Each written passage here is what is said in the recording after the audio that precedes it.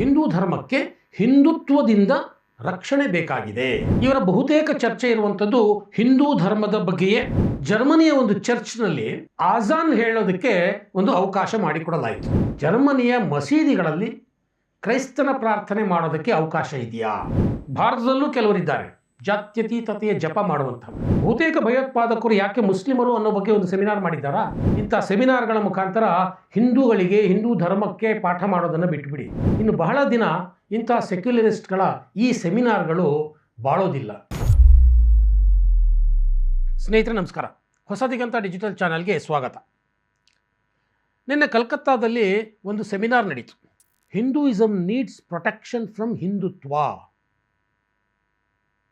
ಹಿಂದೂ ಧರ್ಮಕ್ಕೆ ಹಿಂದುತ್ವದಿಂದ ರಕ್ಷಣೆ ಬೇಕಾಗಿದೆ. ಇದು ಆ ಸೆಮಿನಾರ್ನ ಚರ್ಚಾ ವಸ್ತು. ಇದನ್ನು ಆಯೋಜಿಸಿದವರು ಕಲ್ಕತ್ತಾ ಡಿಬೇಟಿಂಗ್ ಸರ್ಕಲ್ ಅಂತ. 2011ರಿಂದ ಈ ರೀತಿಯ ಡಿಬೇಟ್ಗಳನ್ನು ಇವರು ನಡೆಸ್ಕೊಂಡು ಬರ್ತಾ ಇದ್ದಾರೆ. ಇವರ ಬಹುತೇಕ ಚರ್ಚೆ ಇರುವಂಥದ್ದು ಹಿಂದೂ ಧರ್ಮದ ಬಗ್ಗೆಯೇ.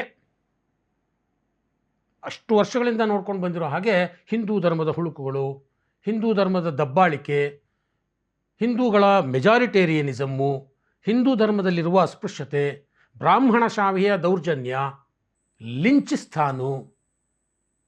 ಸೊ ಇಂಥದ್ದೇ ಡಿಬೇಟ್ಗಳನ್ನು ಇವರು ಮಾಡ್ಕೊಂಡು ಬಂದಿದ್ದಾರೆ. ಅಂದರೆ ಇವರ ಮೂಲ ಉದ್ದೇಶ ಇರುವುದು ಹಿಂದೂ ಧರ್ಮದಲ್ಲಿರುವಂತಹ ಕೊಳಕುಗಳನ್ನು ಚರ್ಚೆ ಮಾಡಿ ಹೊರ ಜಗತ್ತಿಗೆ ತಿಳಿಸೋದು. ಉದ್ದೇಶವೇನೋ ಉದಾತ್ತವಾದ್ದೆ, ಆದರೆ ಅದರ ಹಿಂದಿನ ಹಿಡನ್ ಅಜೆಂಡಾ ಇದೆಯಲ್ಲ, ಅದು ಬೇರೆಯೇ ಇರ್ತದೆ. ಇದ್ರ ಬಗ್ಗೆ ಮಾತಾಡೋಕ್ಕೆ ಮುಂಚೆ ಜರ್ಮನಿಯಲ್ಲಿ ಒಂದು ಘಟನೆ ನಡೀತು ಸ್ನೇಹಿತರೆ. ಅದನ್ನು ನಿಮ್ಮ ಮುಂದೆ ತಂದು ಆ ನಂತರ ನಾನು ಇದಕ್ಕೆ ಬರ್ತೇನೆ. ಜರ್ಮನಿಯ ಒಂದು ಚರ್ಚ್ನಲ್ಲಿ ಆಜಾನ್ ಹೇಳೋದಕ್ಕೆ ಒಂದು ಅವಕಾಶ ಮಾಡಿಕೊಡಲಾಯಿತು. ಸಾವಿರಾರು ಜನ ಅಲ್ಲಿ ಕ್ರೈಸ್ತ ಬಾಂಧವರು ಕೂತಿದ್ದಾರೆ. ಮಧ್ಯದಲ್ಲಿ ಒಬ್ಬ ಮುಸ್ಲಿಂ ಮೌಲ್ವಿ ಅವರು ಆಜಾನನ್ನು ಹೇಳ್ತಾರೆ. ಅದನ್ನು ಎಲ್ಲರೂ ಸೈಲೆಂಟಾಗಿ ಕೇಳ್ತಾರೆ. ಅದನ್ನು ನೀವು ಒಂದ್ಸಲಿ ನೋಡಿಬಿಡಿ. الله أكبر الله أكبر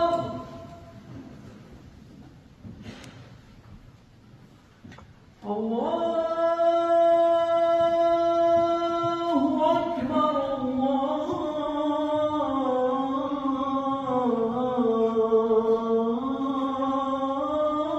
الله أكبر أشهد أن لا إله إلا الله.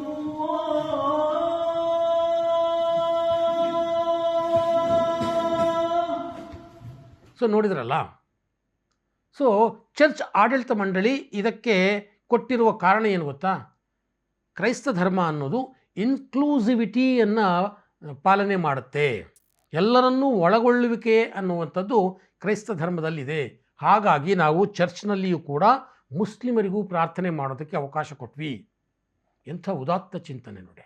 ಅದಕ್ಕೆ ಜರ್ಮನಿಯಲ್ಲೇ ಪರಾವಿರೋಧ ಟೀಕೆಗಳು ವ್ಯಕ್ತವಾಗ್ತಾಯಿವೆ. ಹಾಗಾದರೆ ಜರ್ಮನಿಯ ಮಸೀದಿಗಳಲ್ಲಿ ಕ್ರೈಸ್ತನ ಪ್ರಾರ್ಥನೆ ಮಾಡೋದಕ್ಕೆ ಅವಕಾಶ ಇದೆಯಾ? ಹೋಗಿ ಅಲ್ಲಿ ಕ್ರೈಸ್ತನ ಪ್ರಾರ್ಥನೆ ಮಾಡಿ ಅಂತ ಕೆಲವರು ವಾದ ಮಾಡ್ತಾ ಇದ್ದಾರೆ. ಇಲ್ಲ, ನಾವು ಮಾಡಿದ್ದೇ ಸರಿ ಅಂತ ಇವರು, ನೀವು ಮಾಡಿದ್ದು ಸರಿ ಇಲ್ಲ ಅಂತ ಇವರು.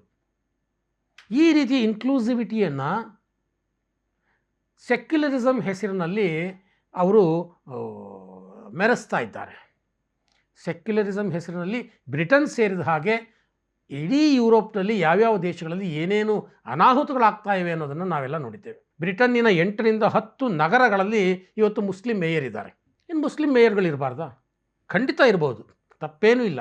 ಆದರೆ ಎಲ್ಲೆಲ್ಲಿ ಮುಸ್ಲಿಂ ಮೇಯರ್ಗಳಿದ್ದಾರೋ ಅಲ್ಲೆಲ್ಲ ಶರಿಯಾ ಕಾನೂನು ನಮಗೆ ಬೇಕು ಅನ್ನುವಂಥ ಒಂದು ಚಳುವಳಿ ನಿಧಾನವಾಗಿ ಆರಂಭ ಆಗಿದೆ. ಡೆಮೋಗ್ರಫಿಕ್ ಚೇಂಜ್ ಎದ್ದು ಕಾಣ್ತಾ ಇದೆ.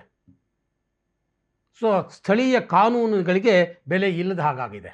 ಇದು ಯುರೋಪ್ನಲ್ಲಿ ಸೆಕ್ಯುಲರಿಸಮ್ ಹೆಸರಿನಲ್ಲಿ, ಇನ್ಕ್ಲೂಸಿವಿಟಿ ಅನ್ನುವಂಥ ಹೆಸರಿನಲ್ಲಿ ಇಸ್ಲಾಮಿಕ್ ರ್ಯಾಡಿಕಲಿಸಮನ್ನು ತಮ್ಮ ಒಳಕ್ಕೆ ಬಿಟ್ಕೊಳ್ತಾ ಇರುವಂಥ ವಿಧಾನ. ಭಾರತದಲ್ಲೂ ಕೆಲವರಿದ್ದಾರೆ ಜಾತ್ಯತೀತತೆಯ ಜಪ ಮಾಡುವಂಥವರು. ಇವರಿಗೆ ಹಿಂದುತ್ವದಲ್ಲಿರುವಂಥ ಹುಳುಕುಗಳು ಕಾಣುತ್ತೆ ಹೊರತು ಇಸ್ಲಾಂನಲ್ಲಿರುವಂತಹ ಅಥವಾ ಬೇರೆ ಧರ್ಮದಲ್ಲಿರುವಂತಹ ಯಾವುದೇ ಒಂದು ಸಣ್ಣ ಸಣ್ಣ ಸಣ್ಣ ತಪ್ಪುಗಳು ಕೂಡ ಕಾಣೋದಿಲ್ಲ. ಹಿಂದೂಗಳಿಗೆ ಸಹಿಷ್ಣುತೆಯ ಪಾಠವನ್ನು ಹೇಳೋದೇ ಇವರ ಜೀವನದ ಗುರಿ ಅಂತ ಅಂದ್ಕೊಂಡ್ಬಿಟ್ಟಿದ್ದಾರೆ. ಹಿಂದೂ ಧರ್ಮ ಯಾವತ್ತಿದ್ರೂ ಸಹ ಶಾಂತಿಯನ್ನು ನಂಬುವಂತಹ ಧರ್ಮ. ಹಾಗಾಗಿಯೇ ಭಾರತದಲ್ಲಿ ಅಂದರೆ ಹಿಂದೂಗಳು ಬಹುಸಂಖ್ಯಾತರಾಗಿರುವಂತಹ ಈ ನಾಡಿನಲ್ಲಿ ಯಾವುದೇ ಧರ್ಮಗಳು ಕೂಡ ಇಲ್ಲಿ ಬಂದು ಸಹಬಾಳ್ವೆಯನ್ನು ನಡೆಸಬಹುದು. ಇದು ಹಿಂದೂ ಧರ್ಮಕ್ಕಿರುವ ಗುಣ.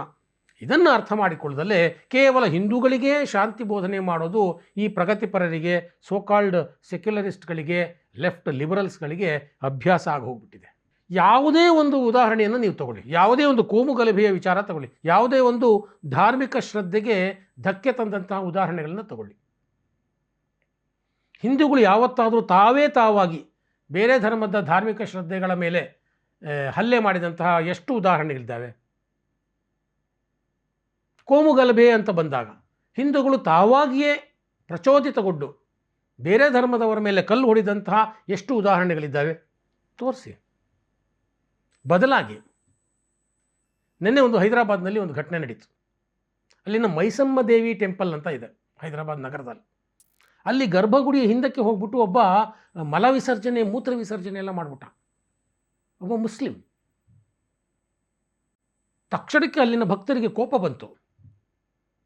ಅವನನ್ನು ಹಿಡಿದು ಪೊಲೀಸ್ನವರಿಗೆ ಒಪ್ಪಿಸಿದ್ರು. ಅಂದರೆ ಹಿಂದೂಗಳು ಇಲ್ಲಿನ ಕಾನೂನಿಗೆ ಗೌರವ ಕೊಟ್ಟರು.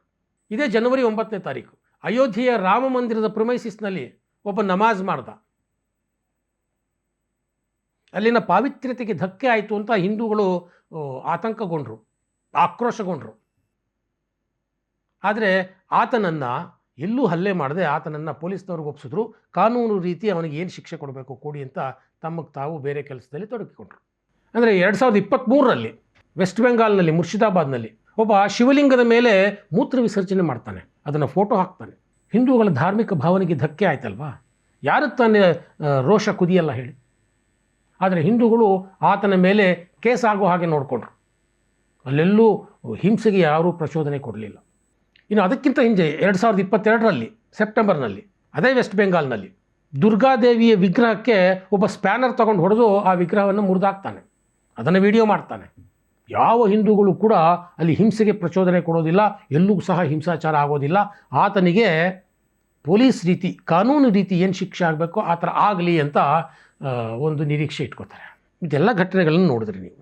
ಇಲ್ಲೆಲ್ಲ ಘಟನೆಗಳಲ್ಲೂ ಇನ್ನೊಂದು ನೆರೆಟಿವ್ ಬಿಲ್ಡ್ ಮಾಡಲಾಗುತ್ತೆ. ಏನು, ಅಯ್ಯೋ ಈ ರೀತಿ ಮಾಡಿದವರು ಮಾನಸಿಕ ಅಸ್ವಸ್ಥರು. ನನಗೆ ಹೈದರಾಬಾದ್ನಲ್ಲಿ ಮಾಡಿದವಂದು ಅಷ್ಟೇ, ಮಾನಸಿಕ ಅಸ್ವಸ್ಥ. ನಾನು ಈಗ ಹೇಳಿದ ಎಲ್ಲ ಉದಾಹರಣೆಗಳು ಅಷ್ಟೇ. ಅಯ್ಯೋ ಪಾಪ ಅವನು ಮಾನಸಿಕ ಅಸ್ವಸ್ಥ ಮುಸ್ಲಿಂ. ಈ ರೀತಿಯ ನೆರೆಟಿವ್ಗಳನ್ನು ಬಿಲ್ಡ್ ಮಾಡಲಾಗುತ್ತೆ. ಬೆಂಗಳೂರಿನಲ್ಲೂ ಆಯಿತು, ಹಸುವಿನ ಕೆಚ್ಚಲಿಗೆ ಒಬ್ಬ ಏನೋ ಘಾಸಿ ಮಾಡಿದ್ದ, ಇದೇ ಚಾಮರಾಜಪೇಟೆ ಭಾಗದಲ್ಲಿ. ಆತನನ್ನು ಮಾನಸಿಕ ಅಸ್ವಸ್ಥ ಅಂತ ಒಂದು ಬ್ರ್ಯಾಂಡ್ ಮಾಡಿಬಿಟ್ರು, ಅಲ್ಲಿಗೆ ಮುಗಿದೋಯ್ತು ಕೇಸ್. ಇಂಥ ಹತ್ತಾರು ಉದಾಹರಣೆಗಳಿದೆ ನನ್ನ ಹತ್ರ. ಅಲ್ಲೆಲ್ಲ ಯಾರು ಮುಸ್ಲಿಮರು ಹಿಂದೂ ಧಾರ್ಮಿಕ ಶ್ರದ್ಧೆಗಳಿಗೆ ಧಕ್ಕೆ ತಂದಿದ್ರಲ್ಲ, ಧಾರ್ಮಿಕ ಭಾವನೆಗೆ ಧಕ್ಕೆ ತಂದಿದ್ರಲ್ಲ, ಅವ್ರನ್ನೆಲ್ಲ ಮಾನಸಿಕ ಅಸ್ವಸ್ಥರು ಅಂತ ಬ್ರ್ಯಾಂಡ್ ಮಾಡಿಬಿಡ್ತಾರೆ, ಕೇಸ್ ಬಿದ್ದೋಗುತ್ತೆ. ಇದು ಹಿಂದಿನಿಂದ ನಡ್ಕೊಂಡು ಬಂದಿರೋದು. ಇಲ್ಲೆಲ್ಲ ಗಮನಿಸಿ, ಹಿಂದೂಗಳು ಎಲ್ಲಾದರೂ ಹಿಂಸೆಗೆ ಪ್ರಚೋದನೆ ಕೊಡುವಂತಹ, ಹಿಂಸೆಗೆ ಇಳಿದಂತಹ ಉದಾಹರಣೆಗಳು ಇದಾವ? ಪ್ರತೀಕಾರವಾಗಿ ಹಿಂಸೆಗೆ ಬೀಳುವಂತಹ, ಹಿಂಸೆಗೆ ಇಳಿಯುವಂತಹ ಉದಾಹರಣೆಗಳು ಎಲ್ಲೂ ಕಾಣೋದಿಲ್ಲ. ಆದರೂ ಈ ಪ್ರಗತಿಪರರು ಹಿಂದೂಗಳಿಗೇ ಶಾಂತಿ ಸಹನೆಯ ಪಾಠವನ್ನು ಮಾಡ್ತಾ ಬಂದಿದ್ದಾರೆ. ಹಿಂದೂ ಧರ್ಮವನ್ನು ಹಿಂದುತ್ವದಿಂದ ಉಳಿಸಬೇಕು ಅನ್ನುವಂಥ ಒಂದು ಸೆಮಿನಾರನ್ನು ಮಾಡ್ತಾರೆ. ಹಿಂದೂ ಧರ್ಮ ಅಂದ್ರೇನು, ಹಿಂದುತ್ವ ಅಂದ್ರೇನು, ಅದು ಬೇರೆ ಚರ್ಚೆ. ಇದಕ್ಕೆ ಪ್ರತಿಯಾಗಿ ನೋಡಿ ಒಂದಷ್ಟು ಉದಾಹರಣೆಗಳನ್ನು ಕೊಡ್ತೇನೆ. ಕಳೆದ ವರ್ಷ ಮೈಸೂರಿನ ಉದಯಗಿರಿಯಲ್ಲಿ ಪೊಲೀಸ್ ಸ್ಟೇಷನ್ಗೆ ಬೆಂಕಿ ಹಚ್ಚಕ್ಕೆ ಹೋದರು. ಪೊಲೀಸ್ನವ್ರ ಮೇಲೆ ಕಲ್ಲು ಹೊಡೆದ್ರು. ಏನಕ್ಕೆ? ಯಾವುದೋ ಒಬ್ಬ ವ್ಯಕ್ತಿ ಸೋಷಿಯಲ್ ಮೀಡಿಯಾದಲ್ಲಿ ಪ್ರವಾದಿ ಮೊಹಮ್ಮದ್ ಅವರಿಗೆ ಅವಮಾನ ಆಗೋ ರೀತಿಯಲ್ಲಿ ಒಂದು ಪೋಸ್ಟ್ ಹಾಕ್ತಾ. ಅದು ತಪ್ಪು, ಅದನ್ನು ನಾನು ಸಮರ್ಥನೆ ಮಾಡ್ಕೋತಿಲ್ಲ. ಆದರೆ ಅದಕ್ಕೆ ಪ್ರತಿಯಾಗಿ ಅಲ್ಲಿನ ಮುಸ್ಲಿಂ ಮತಾಂಧರು ಕೆಲವರು ಏನು ಮಾಡಿದ್ರು, ಪೊಲೀಸ್ನವ್ರ ಮೇಲೆ ಕಲ್ಲು ಹೊಡೆದ್ರು. ಪೊಲೀಸ್ IG ಕಾರ್ ಮೇಲೆ ಕಲ್ಲು ಹೊಡೆದ್ರು. ನಾವು ದೃಶ್ಯಗಳನ್ನು ನೀವು ನೋಡಿರ್ಬೋದು. ಸೊ ಹಿಂಸೆಗೆ ಇಳಿಯುವವರು ಯಾರು? ಶಾಂತಿಯ ಪಾಠ ಯಾರಿಗೂ ಬೇಕಾಗಿದೆ? ಇತ್ತೀಚೆಗೆ ಮಂಡ್ಯದಲ್ಲಿ ನೋಡಿದ್ರಿ, ಮಂಡ್ಯ ಜಿಲ್ಲೆಯಲ್ಲಿ ಗಣೇಶನ ಮೆರವಣಿಗೆ ಮೇಲೆ ಕಲ್ಲು ತೂರಾಟ. ಹಿಂಸೆಗೆ ಪ್ರಚೋದನೆ ಕೊಟ್ಟವರು ಯಾರು? ಶಾಂತಿಯ ಪಾಠ ಯಾರಿಗೂ ಬೇಕು? ಇನ್ನೂ ಸ್ವಲ್ಪ ಹಿಂದಕ್ಕೆ ಹೋಗೋಣ. DJ ಹಳ್ಳಿ, KJ ಹಳ್ಳಿ MLA ಅಖಂಡ ಶ್ರೀನಿವಾಸ ಮೂರ್ತಿ ಅವ್ರ ಮನೆಗೆ ಬೆಂಕಿ ಇಟ್ಬಿಟ್ರು. ಅವ್ರ ಮನೇಲಿ ಇದ್ದಿದ್ರೆ ಅವ್ರ ಮನೆಯವರೆಲ್ಲ ಸುಟ್ಟು ಹೋಗ್ಬಿಡೋರು. ಯಾವುದೋ ಒಬ್ಬ ವ್ಯಕ್ತಿ ಸೋಷಿಯಲ್ ಮೀಡಿಯಾದಲ್ಲಿ ಎಗೈನ್ ಪ್ರವಾದಿ ಮೊಹಮ್ಮದರ ಬಗ್ಗೆ ಒಂದು ಪೋಸ್ಟ್ ಹಾಕ್ದ ಅಂತ. ಅವನನ್ನು ಪೊಲೀಸ್ನವ್ರು ಅರೆಸ್ಟ್ ಮಾಡ್ಕೊಂಡು ಕರ್ಕೊಂಬಂದಿದ್ರು. ಕಾನೂನು ರೀತಿ ಏನು ಕ್ರಮ ಆಗಬೇಕೋ ಅದು ಆಗ್ತಾ ಇತ್ತು. ಆದರೂ ಮಾಬ್ ಏನು ಮಾಡ್ತು, ಪೊಲೀಸ್ ಠಾಣೆಗೆ ಬೆಂಕಿ ಹಚ್ಚಕ್ಕೆ ಹೋದರು. ಇದ್ದ ಬದ್ದ ವಾಹನಗಳಿಗೆ ಬೆಂಕಿ ಹಚ್ಚಿದ್ರು. ಅಷ್ಟೇ ಅಲ್ಲ, ಪೊಲೀಸ್ನವ್ರು ಅರೆಸ್ಟ್ ಮಾಡ್ಕೊಂಬಂದಿದ್ರಲ್ಲ ಅವನನ್ನು ನಮ್ಮ ಸುಪರ್ದಿಗೆ ಕೊಡಿ ಅಂತ ಗಲಾಟೆ ಮಾಡಿದ್ರು. ಇಲ್ಲೆಲ್ಲೂ ಕಾನೂನು ಅನ್ನೋದೊಂದಿದೆ, ಅದನ್ನು ನಾವು ಪಾಲಿಸಬೇಕು ಅಂತ ಇವ್ರಿಗೆ ಯಾರಿಗೂ ಅನ್ನಿಸ್ತಾ ಇಲ್ವಾ? ಇವರಿಗೆಲ್ಲ ಕಾನೂನಿನ ಪಾಠ ಮಾಡಬೇಕು ಅಂತ ಈ ಸೋಕಾಲ್ಡ್ ಸೆಕ್ಯುಲರಿಸ್ಟ್ಗಳಿಗೆ ಅನ್ನಿಸ್ಲಿಲ್ವಾ? ಅದಕ್ಕೂ ಹಿಂದೆ ಹೋಗೋಣ. ನೂಪುರ್ ಶರ್ಮಾ ಯಾವುದೋ ಡಿಬೇಟ್ನಲ್ಲಿ ಮಾತನಾಡಿದ್ದಂಥ ಅಂಶ, ಅದಕ್ಕೆ ಇಡೀ ದೇಶದಾದ್ಯಂತ ಸರ್ತನ್ ಸೆ ಜುದಾ ಘೋಷಣೆಗಳು ಕೇಳಿಬಂದು. ನೂಪುರ್ ಶರ್ಮಾ ಎಲ್ಲಿ ಸಿಕ್ಕಿದ್ರೆ ಅವರ ತಲೆ ಕಡಿತೀವಿ ಅನ್ನುವಂಥ ಮಾತುಗಳು. ನೂಪುರ್ ಶರ್ಮಾಗೆ ಬೆಂಬಲಿಸಿ ಯಾರೋ ಒಬ್ಬ ಸೋಷಿಯಲ್ ಮೀಡಿಯಾದಲ್ಲಿ ಒಂದು ಪೋಸ್ಟ್ ಹಾಕ್ತಂಥ ಪಾಪ ರಾಜಸ್ಥಾನಲ್ಲಿ ಆ ಟೈಲರನ್ನೇ ತಲೆ ಕಡಿದ್ಬಿಟ್ರು. ಹಾಡು ಹಗಲೇ ನನ್ನನ್ನು ಕೊಚ್ಚಿ ಕೊಲೆ ಮಾಡಿಬಿಟ್ರಲ್ಲ. ಶಾಂತಿಯ ಪಾಠ ಬೇಕಾಗಿರೋದು ಯಾರಿಗೆ? ಸಮಾಜ ಇದನ್ನೆಲ್ಲ ಗಮನಿಸ್ತಾ ಇಲ್ಲ ಅಂತಲ್ಲ, ಖಂಡಿತವಾಗಿ ಗಮನಿಸ್ತಾ ಇದೆ. ಶಾಂತಿ, ಸಹನೆ, ಸಹಬಾಳ್ವೆ ಅನ್ನೋದು ಭಾರತೀಯರ ರಕ್ತದಲ್ಲಿದೆ ಸ್ವಾಮಿ. ಇಂಥ ಸೆಮಿನಾರ್ಗಳ ಮುಖಾಂತರ ಹಿಂದೂಗಳಿಗೆ, ಹಿಂದೂ ಧರ್ಮಕ್ಕೆ ಪಾಠ ಮಾಡೋದನ್ನು ಬಿಟ್ಟುಬಿಡಿ. ಸ್ವಾತಂತ್ರ್ಯ ಬಂದ ದಿನದಿಂದ ಇಲ್ಲಿಯವರೆಗೆ ಈ ಸೋಕಾಲ್ಡ್ ಸೆಕ್ಯುಲರಿಸ್ಟ್ಗಳಿದ್ದಾರಲ್ಲ, ಇಸ್ಲಾಮಿಕ್ ರ್ಯಾಡಿಕಲಿಸಮ್ ಬಗ್ಗೆ ಯಾವುದಾದ್ರೂ ಒಂದು ಸೆಮಿನಾರ್ ಮಾಡಿದ್ದಾರಾ? ಬಹುತೇಕ ಭಯೋತ್ಪಾದಕರು ಯಾಕೆ ಮುಸ್ಲಿಮರು ಅನ್ನೋ ಬಗ್ಗೆ ಒಂದು ಸೆಮಿನಾರ್ ಮಾಡಿದ್ದಾರಾ? ಮುಸ್ಲಿಂ ಮತಾಂಧತೆ ಯಾಕೆ ಹೆಚ್ಚುತ್ತಾ ಇದೆ ಅನ್ನೋದ್ರ ಬಗ್ಗೆ ಸೆಮಿನಾರ್ ಮಾಡಿದ್ದಾರಾ? ಸುಶಿಕ್ಷಿತ ಮುಸ್ಲಿಮರಲ್ಲೂ ಯಾಕೆ ಮುಸ್ಲಿಂ ರ್ಯಾಡಿಕಲೈಸೇಷನ್ ಜಾಸ್ತಿ ಆಗ್ತಾ ಇದೆ ಅನ್ನೋದ್ರ ಬಗ್ಗೆ ಸೆಮಿನಾರ್ ಮಾಡಿದ್ದಾರಾ? ವೈದ್ಯ ವೃತ್ತಿಯಲ್ಲಿರುವವರು ಯಾಕೆ ಭಯೋತ್ಪಾದಕರಾಗ್ತಾ ಇದ್ದಾರೆ ಅನ್ನೋದ್ರ ಬಗ್ಗೆ ಒಂದು ಸೆಮಿನಾರ್ ಮಾಡಿದ್ದಾರಾ? ಇಲ್ಲ. ಇದೆಲ್ಲವನ್ನೂ ಸಹ ನಾವು ಏನಂತ ಕರಿಬೇಕು ಅಂದರೆ ಬ್ರಿಟಿಷ್ ಮನಸ್ಥಿತಿ ಅಂತ. ಭಾರತೀಯರನ್ನು ಒಡೆದು ಆಳುವ ನೀತಿಯನ್ನು ಬ್ರಿಟಿಷ್ನವರು ಏನು ಕಂಡುಕೊಂಡ್ರು, ಆ ನಂತರದಲ್ಲಿ ಅದನ್ನು ಹಿಂದೂ ಸಮಾಜದ ಮೇಲೆ ಹೇಗೆ ಅದನ್ನು ಅವರು ಇಂಪ್ಲಿಮೆಂಟ್ ಮಾಡಿದ್ರು, ಅದನ್ನೇ ಈಗಲೂ ಅನುಸರಿಸ್ಕೊಂಡು ಬರ್ತಾ ಇದ್ದಾರೆ ಇವರು. ಹಿಂದೂ ಸಮಾಜ ಒಗ್ಗಟ್ಟಾಗಬಾರ್ದು, ಭಾರತೀಯತ್ವ ಅನ್ನುವಂಥದ್ರ ಬಗ್ಗೆ ಯಾರೂ ಹೆಮ್ಮೆ ಪಡಬಾರ್ದು, ನಮ್ಮದು ಅನ್ನೋದು ಏನಿದ್ರು ಅವೆಲ್ಲ ಕೀಳು ಅನ್ನೋ ಮನೋಭಾವ ಬೆಳೆಸಬೇಕು. ಇದನ್ನೇ ಬ್ರಿಟಿಷರಿಂದ ಇವರೆಲ್ಲ ಕಲ್ತ್ಕೊಂಡಿದ್ದು. ಈಗಲೂ ಇದನ್ನೇ ಮುಂದುವರಿಸ್ಕೊಂಡು ಬರ್ತಾ ಇದ್ದಾರೆ. ಆದರೆ ಸಮಾಜ ಬದಲಾಗಿದೆ, ಜಾಗೃತವಾಗಿದೆ. ಇನ್ನು ಬಹಳ ದಿನ ಇಂಥ ಸೆಕ್ಯುಲರಿಸ್ಟ್ಗಳ ಈ ಸೆಮಿನಾರ್ಗಳು ಬಾಳೋದಿಲ್ಲ. ಇಂಥ ಲೆಫ್ಟ್ ಲಿಬರಲ್ಗಳ ಈ ಅಜೆಂಡಾಗಳು ಉಳಿಯೋದಿಲ್ಲ. ಇದಂತೂ ಸತ್ಯ.